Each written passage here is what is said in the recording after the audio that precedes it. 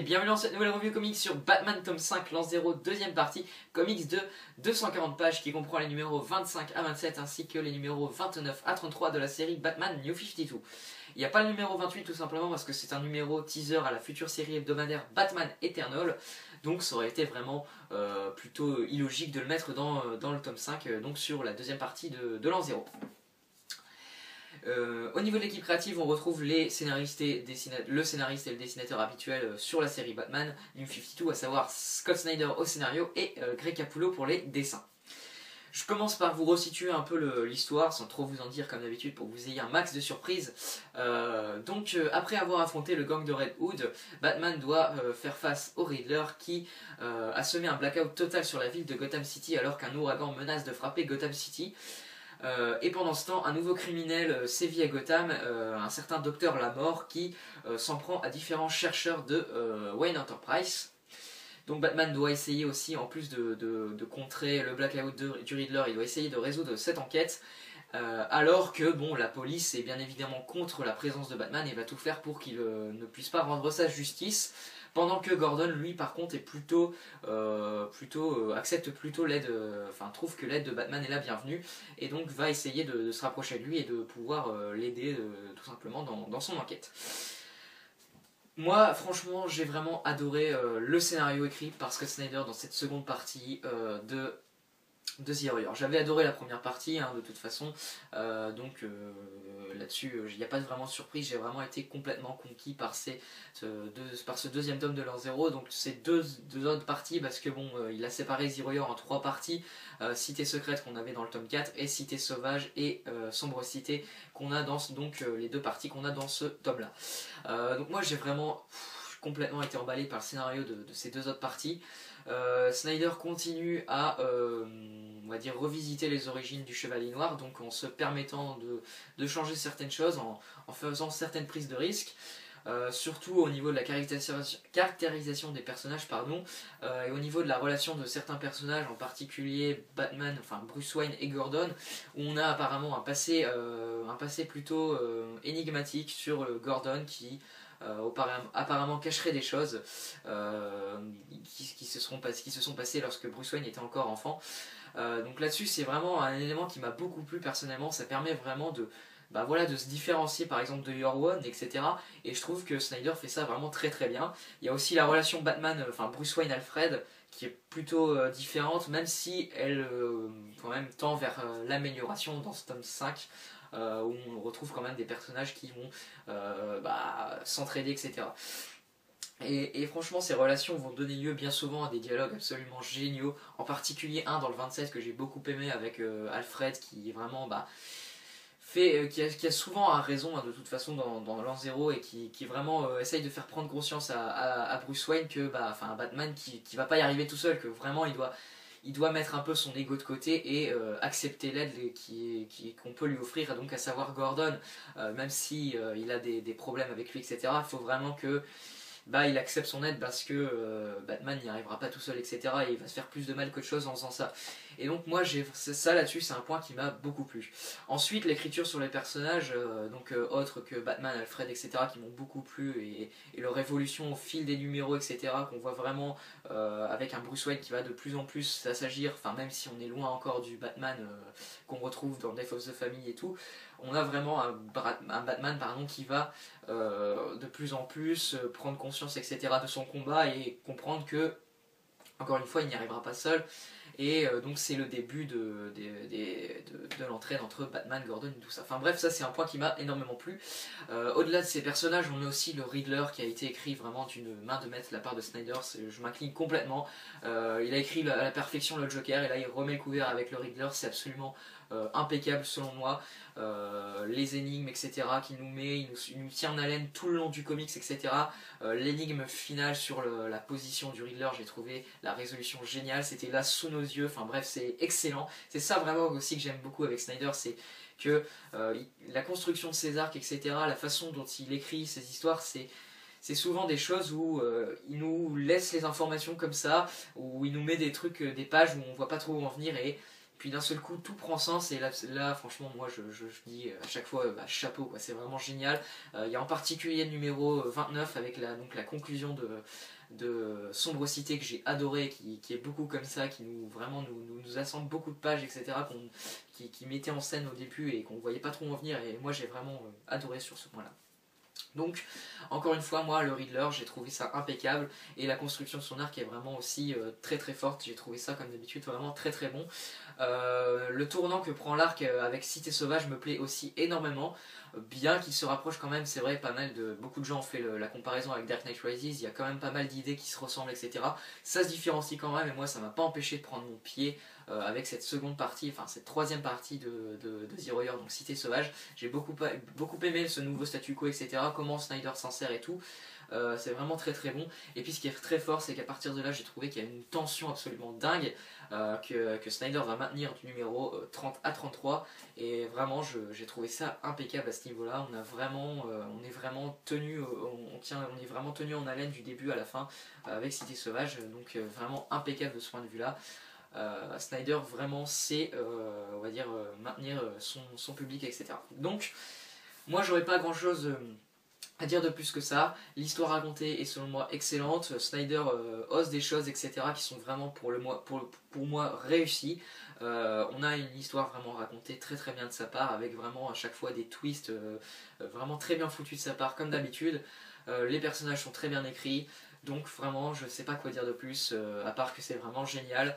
Et le rythme, selon moi, est excellent. On a vraiment un tome qui va à 100 à l'heure, qui se lit vraiment très très bien. On est vraiment plongé du début à la fin, selon moi, dans l'histoire. Je pourrais mettre, allez, comme petit bémol, ça serait que, en effet, on va dire, peut-être les deux premiers numéros sont plutôt calmes et prennent plutôt leur temps. Ça serait, allez, les petits défauts que je mettrais pour le scénario sur ce tome, mais c'est vraiment pas grand chose. Et avant d'en terminer avec le scénario, je tiens à parler aussi de la conclusion donc de The Warrior, le dernier numéro de The Warrior. Bien évidemment, sans rien vous révéler, enfin, pas grand chose de l'intrigue, enfin, c'est juste des éléments d'écriture, pas du scénario en lui-même, de l'intrigue, etc. Parce que là où The Warrior a divisé dès le début, les conclusions de Snyder ont toujours quand même plutôt divisé depuis la nuit des hiboux, hein, quand même. Je me rappelle que oui, c'est quand même un point qui a toujours un peu divisé. Donc moi vraiment c'est pareil, j'y étais comme pour les deux conclusions, donc selon moi de Secret City et Dark City, c'est pour moi parfait quoi, c'est vraiment parfait quoi, j'ai rien à dire, euh, c'est un numéro vraiment riche en émotions. En plus j'ai trouvé vraiment, surtout par exemple entre Bruce Wayne, enfin Batman et Alfred, c'est vraiment très fort, j'ai trouvé ce moment vers la fin et tout. Et c'est surtout moi la confrontation finale entre le Riddler et Batman, vous inquiétez pas, enfin c'est pas un spoil, vous en doutez qu'il y aura une confrontation finale entre les deux. La confrontation finale entre ces deux là, je l'ai trouvé, enfin c'est pareil, écrit, c'est vraiment génial quoi. On est vraiment complètement dedans. Et juste avec des dialogues, enfin on voit pas passer le numéro, enfin bref, c'est vraiment un affrontement différent de ce qu'on peut voir dans des comics, etc. Et vraiment Snyder se débrouille très très bien là-dessus. Et puis vraiment ouais, je trouve qu'il conclut vraiment parfaitement ce The Warrior avec ce numéro 33 de Batman. Donc c'est pareil, moi c'est vraiment impeccable à ce niveau-là. Comme pour Death of the Family, je défendrai vraiment la conclusion de The Warrior, je la trouve vraiment impeccable. Non pas que j'aime pas celle de la nuit des hiboux, mais c'est vrai que là il y aurait peut-être quelques petites choses à redire. Ça serait la seule où je serais d'accord, où en effet on voit qu'il y a quelques petits problèmes, mais même si c'est pas grand chose, mais moi franchement là pour The Warrior c'est pareil, je trouve cette conclusion absolument dantesque et vraiment impeccable. Je passe maintenant au dessin. Et là, c'est pareil quoi, la claque, tout simplement. Greg Capullo, là, je ne sais plus quoi dire à part lui aussi, chapeau. C'est juste sublime quoi. Là, franchement, je vois pas trop ce que je peux dire à part juste, c'est parfait quoi. Du début à la fin, on se prend des claques dans tous les sens, c'est magnifique. Il y a des pages absolument sublimes à chaque numéro. La colo de Placencia est juste complètement dingue. En plus de ça, il se permet de faire plein de petits hommages à Miller, enfin deux en particulier, dont un que je viens de vous montrer, bon, l'autre je vous le garde, je vous le montre pas, vous le verrez par vous-même. Bon, et tout ça, enfin, c'est vraiment génial, enfin, moi j'ai adoré, c'est sublime. La colo de Placencia vient rajouter encore plus selon moi au dessin, c'est pareil, c'est aussi quelque chose qui va vraiment je pense différencier Zeroer etc. de certains récits, c'est vraiment que ils osent aussi des choses en termes de dessin et ils nous donnent vraiment une colo absolument vraiment resplendissante et qui nous donne un récit vraiment unique en son genre je trouve, avec cette colorisation absolument magnifique de Placencia. Allez hop, d'autres pages, par exemple de Cité Sauvage, enfin regardez-moi ça, c'est juste resplendissant.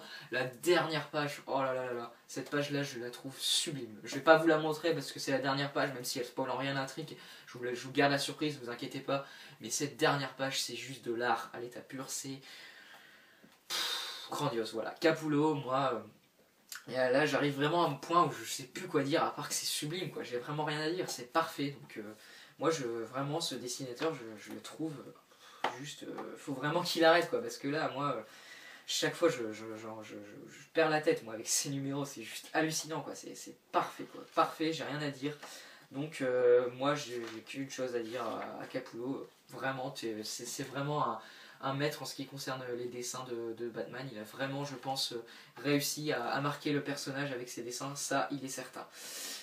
Donc bah écoutez, je vois pas trop ce que je peux rajouter pour les dessins, à part que c'est parfait, encore une fois, hein. La colo de Placencia sublime, l'ancrage de Mickey c'est pareil, impeccable, et puis Capullo, bah lui, hein, il est fidèle à lui-même et il nous rend des planches vraiment impeccables.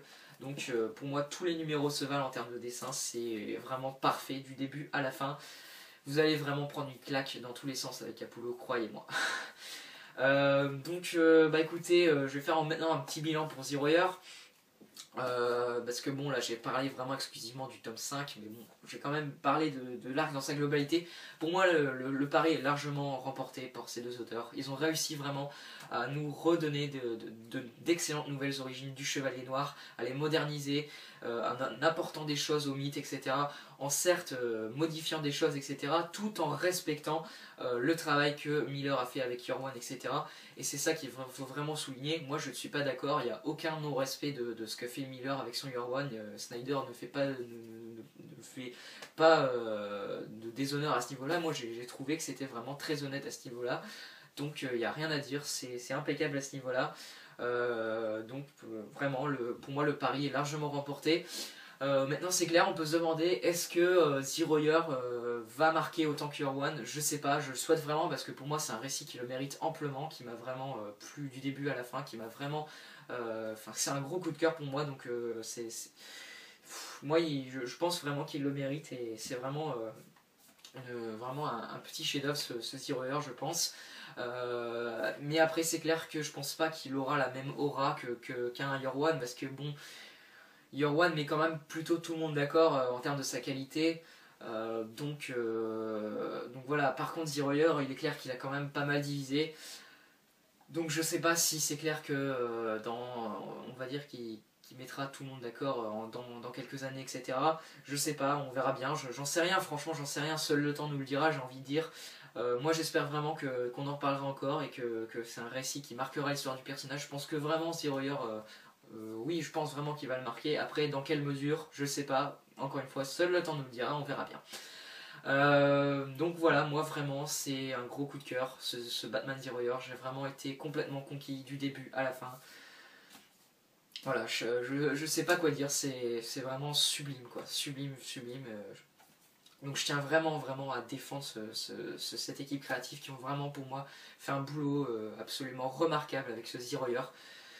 Donc vraiment quoi, vraiment pour moi c'est parfait, quoi, vraiment parfait. Enfin c'est pas parfait, il y a quelques petits défauts, mais moi ce que je retiens c'est que c'est une histoire remarquable, écrite d'une main de maître par Snyder et dessinée par des dessins, enfin dessinée par un Capullo juste au-dessus de tout, avec une colo sublime. Donc vraiment Zeroer pour moi, rien à dire, c'est du très très bon comics. Pour moi leur run continue à être exceptionnel. Cours des hiboux, Death of the Family, Zeroer, ils continuent à nous faire des merveilles. Donc vraiment parfait, Zeroer, rien à dire. La note que je mettrai pour ce tome 5 c'est un excellent 9,5 sur 10, c'est excellent.